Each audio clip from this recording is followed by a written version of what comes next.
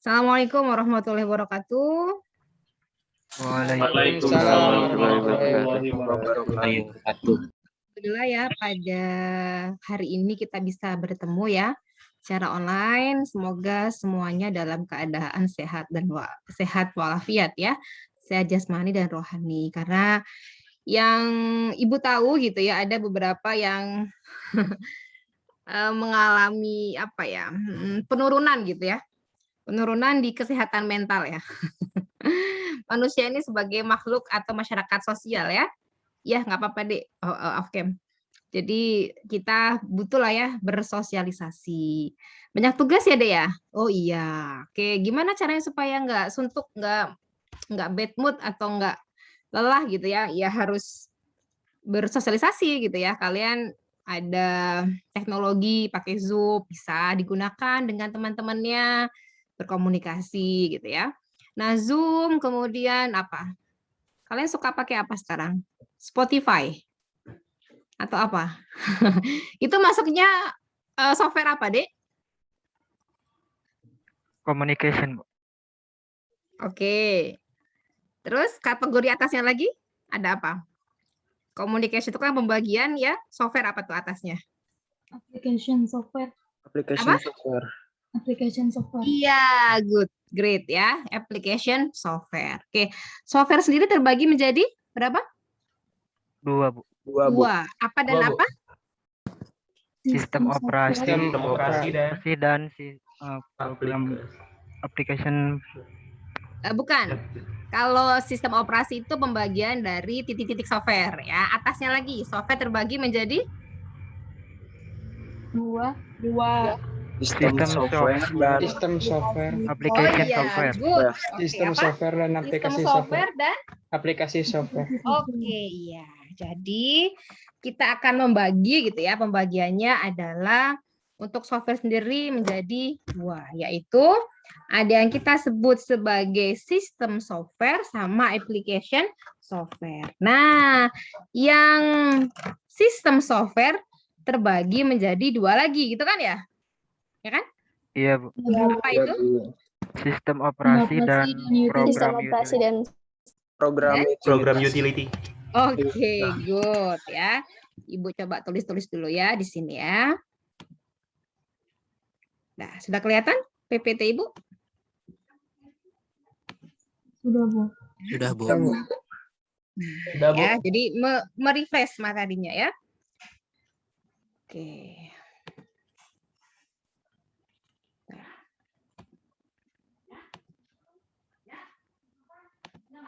Ya. Jadi di sini software tadi ya dibagi dua, Bu. Ya, gitu ya.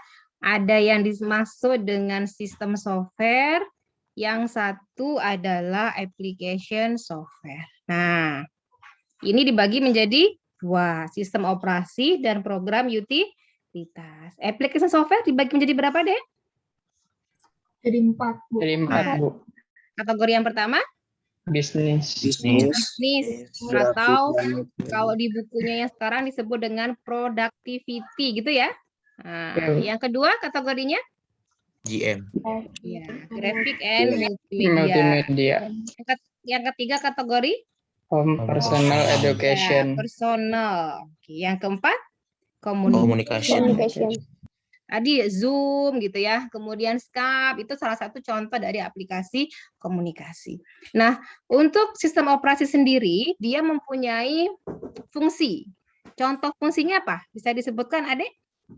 Ade Rianti? Ya, Bu. Fungsi dari sistem operasi apa aja? Untuk memulai dan menjalankan komputer. Oke, good. Apa lagi? Banyak ya? Nah, di sini ya. Sistem operasi itu kemarin saya jelaskan dia sebagai seorang sutradara, kemudian manajer, sama pramusaji atau pelayan restoran ya, sebagai jembatan. Kalau dalam sistem operasi, dia sebagai jembatan antara siapa? Antara user dengan hardware. Ya, ini ada sistem operasi. Ini fungsinya banyak ya. Memulai, mematikan, sampai ke security. Ini sudah kalian baca ya semuanya? Ada sleep, hibernate, ini menyediakan user interface gitu kan ya. Ada yang pakai GUI kayak Windows gitu ya. Ada yang menggunakan command line kayak Linux. Linux itu ada dua ya. Ada yang GUI, ada yang command line. Ini command line dia menggunakan baris-baris perintah. Jadi masukannya diketik ya di keyboard. Oke. Nah, istilah foreground sama background apa, Dek? Kalau Kalau foreground Arsy. itu Arsy. Kalau foreground apa? Foreground Foreground apa?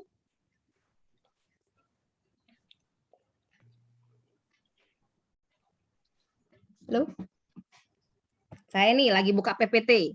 Sebenarnya selain PPT, saat ini saya sedang membuka Notepad, Word gitu ya, terus aplikasi YouTube dan seterusnya. Tapi saat ini saya sedang membuka PowerPoint. Maka PowerPoint disebut sebagai foreground. Jadi yang sedang aktif saya gunakan. Dia terbuka dan aktif saya gunakan. Kalau background dia terbuka tapi tidak sedang digunakan, gitu ya. Oke, dia untuk manajemen memori, kemudian mengatur pekerjaan ya. Driver ini program yang mengatakan bagaimana sistem operasi berkomunikasi ya dengan perangkat tertentu. Oke, plug and play. Pernah dengar ya? Otomatis si device itu akan mengkonfigurasi ya ketika kita menginstall atau connect ya. Ini untuk performance monitor gitu ya, membangkitkan koneksi internet, untuk automatic update, dan sistem operasi juga menyediakan program utilitas gitu ya, atau apps. Apa contohnya?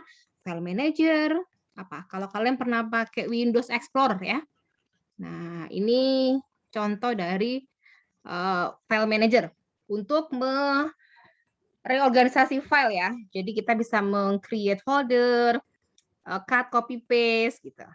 Kemudian pencarian, image viewer, uninstaller, sampai ke backup and restore ya.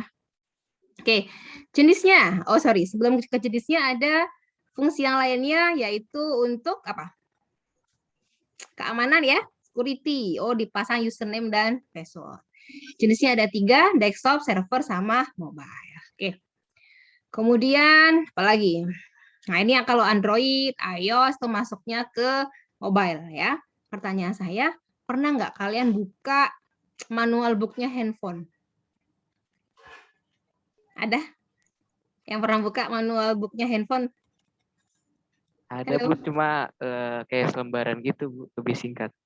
Oh gitu, oh ya. Itu sebenarnya manual book ditujukan untuk memudahkan kita ya, pengguna. Ya, untuk apa? Ya minimal kita bisa mengetahui oh sistem operasinya apa, cara penggunaannya seperti apa, dan seterusnya. Dan nanti ketika kalian membuat, karena kan sekalian fungsinya tidak hanya apa, tidak hanya menggunakan ya, kalian kan masuk ke teknik komputer ya harus bisa meng-create gitu ya, misalkan meng-create suatu robot gitu ya, atau membuat sistem tertanam atau software gitu. Tapi kalau di Tekkom lebih ke arah jaringan dan hardware gitu ya, tidak hanya sebagai end user. Nah, disitulah peran kalian ya, sekolah di sini lebih ke arah tadi ya, levelnya create, menghasilkan produk gitu ya. Untuk apa? Banyak. Ya, karena kita di IPB memang fokusnya di pertanian, tapi bidang lain pun ya tetap menggunakan ya core keilmuan kita gitu. Oke, lanjut ya. Nah, sekarang masuk ke yang program aplikasi. Nah, sudah dibacakan ya. Ada 4 tadi ya, sudah dijelaskan. Nah, oke. Variasi dari software ya bentuknya. Ada retail, ada custom. Custom berarti dirancang khusus ya. Contoh saya buat aplikasi penerjemah tangis bayi khusus. Dirancang untuk menerjemahkan. Artinya apa sih? Saya punya di situ sinyal analog ya awalnya ya. Kan bayi itu nangis gini ya. Sinyal analog. Kemudian dikonversi ya. Digitalisasi. Nah, gitu ya. Kemudian dilakukan ekstraksi ciri kalau di suara ya, kemudian diidentifikasi. Ada bentuknya web, ya, mobile app, shareware, freeware, open source, dan public domain software. Nah, kita memang kebanyakan software yang digunakan open source free. Kenapa? Tujuannya ya supaya nanti kalian ketika bekerja atau berwirausaha, software tersebut masih bisa digunakan. Contoh kalau di DBMS ya, database, nanti ketemu saya insya Allah ya, di mata kuliah database itu kita menggunakan Postgre. Ini free ya. Kalau Oracle kan bayar ya, PostgreSQL. Nah ini productivity ya, jadi memungkinkan user itu menjadi lebih efektif, efisien saat bekerja ya di rumah, di sekolah kayak kita ya. Mungkin zaman dulu ada Pak mesin tik Bu, ya, kalau sekarang kan sudah enggak lagi ya. Agak susah kalau mau diedit gitu kan, dari word processing sampai ke enterprise computing. Ini banyak banget ya. Kita bisa kalau di open source deh, yang pengolah kata apa? Ada yang pernah tahu? Kalau Microsoft Word kan dia license ya. Ada yang tahu? Yang free? Open? BPS. Oke, terus apa lagi? Google Docs. Oke. Ini dari Open Office ya. Open Office Writer. Kalau yang kayak spreadsheet dia punya Cal gitu. Ya banyak ya yang free. Nah, ini presentation software. Jadi yang namanya presentasi itu membantu user menyampaikan materinya. Kesalahan besar kalau kalian hanya memindahkan dari makalah langsung di sini teks semua gitu ya. Itu ini ya apa membuat user teks semua gitu ya, udah pusing ya bacanya ya. Oke. Kombinasi ya dengan image, video, audio gitu. Ini spreadsheet ya, pengolah angka, ada kolom, ada baris. Database, intinya apa sih database itu? Untuk information retrieval, temu kembali informasi. Kalian gunakan Google, kalian gunakan aplikasi misalnya Grab, Gojek, Traveloka, itu kan mencari ya, filtering. Nah, kita bisa gunakan ya. Oke, ini aplikasi untuk memberikan catatan ya. Nah, seperti ini contohnya. Kemudian, nah ini zaman sekarang mah udah nggak asing ya. Kita bisa membuat apa kalender kita lah ya, perjanjian, schedule kita supaya kita nggak lupa gitu. Nanti ada kayak alarm ya, ada notifikasi. Oh hari ini rapat apa, kuliah apa gitu. Software suite ini software yang dikemas dalam satu paket atau unit ya. Contohnya Microsoft apa? Office. Office. Ini macam-macam ya, isinya ada Visio, ada Word, Excel, Access gitu. Project management software, nah ini kita bisa merencanakan, menjadwalkan, melakukan analisis. Contoh, kalau kalian mau bikin project robotik gitu ya, berapa programmer, berapa ahli IT yang terlibat, waktunya berapa bulan, tahapannya apa aja gitu ya. Ketika bulannya itu misalnya 3 bulan, ternyata resource-nya nggak cukup, kita harus nambah atau kita memundurkan jadwal. Nah, nanti kita bisa tahu ya. Contohnya Microsoft Project. Accounting, finance, legal, tax preparation, sama dokumen management software. Ini digunakan di bisnis ya, di productivity atau bisnis, mau dari human resource software sampai ke bagian teknologi. Oke. Kategori yang kedua, graphic and media software atau multimedia. Saya skip dulu sebentar ya, dengarkan azan ya. Boleh ya? Oke, Bu.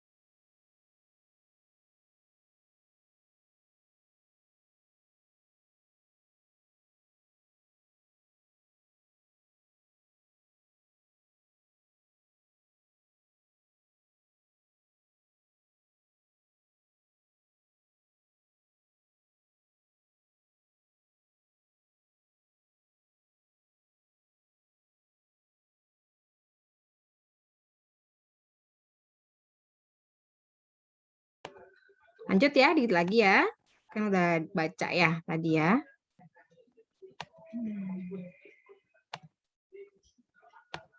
Oke, sudah terlihat deh slide-nya? Sudah, Bu. Sudah, Bu. Tuh, Graphic and Media Software. Ini kalau untuk merancang jembatan, bangunan gitu ya, kita bisa pakai AutoCAD nih. Ini anak Tekom suka nih ngerancang-rancang gitu ya. Kalau kalian misalkan bikin apa rumah kaca gitu ya, ada IoT-nya atau ada device apa kan harus dirancang ya. Misalnya rumah kacanya berapa kali berapa, sensornya dipasang di mana aja gitu kan ya. Kekuatannya radiusnya berapa meter misalnya. Oke. Desktop publishing software, nah ini zaman kalian mah enak ya, edit image, foto itu pakai Beauty Plus ya, Makeup Plus kalau yang perempuan, tring langsung cantik gitu ya. Kalau zaman saya dulu kuliah pakai Photoshop itu satu-satu ya, ada jerawatnya nyempil gitu ya, jerawat ada stem di situ, kita dihapus lah ya supaya halus ya kulitnya. Oke, video and audio editing software ini udah tahu lah ya. Sekarang untuk edit video yang paling sering kalian gunakan apa? Dia Rizky. Premiere Pro, Bu. Premiere. Iya. Kalau yang di mobile, perangkat Kalau mobile yang apa? di mobile, kalau nggak KineMaster, CapCut, Bu. Oh iya, CapCut ya. Apalagi kira-kira? Sekarang ada juga kan ya. Jadi video itu udah ada template-nya ya. Tinggal kita insert aja fotonya ya. Iya. Tinggal insert foto, dimasukin kata-katanya selesai ya. Dan itu bagus ya hasilnya lumayan ya. Oke, media player, disburning software. Nah, itu kategori graphic and media. Kategori personal ya, buat lifestyle, misalkan yang mau diet, untuk kesehatan, atau untuk apa fashion. Nah, ini bisa lah ya menggunakan aplikasi lifestyle. Medical application, entertainment, convenience, sampai ke education. Sekarang banyak banget ya e-course yang terkait apa untuk skill ya, keterampilan kita.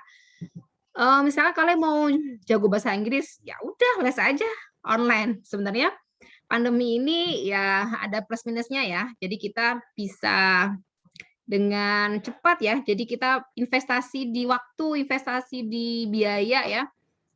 Kalau kita dulunya mungkin sama tenaga harus datang ke Jakarta les. Kalau sekarang kan tinggal klik aplikasi langsung bisa gitu ya belajar. Oke, ini communication ya. Tadi ada blog, browsing, chat sampai ke web feed-nya. Nah, ini security tool ya. Kuncinya apa, Bu? Kalau kita punya antivirus, punya yang lainnya harus selalu di-update. Kalau firewall itu ini bentuknya bisa hardware dan atau software ya untuk melindungi komputer kita dari gangguan. Oke, antivirus. Nah, ini kalau kita lagi ngetik ya di internet karena suka ada iklan-iklan nggak jelas gitu ya. Ini mengganggu ya. Adware namanya. Kalian bisa hapus ya dengan adware remover gitu.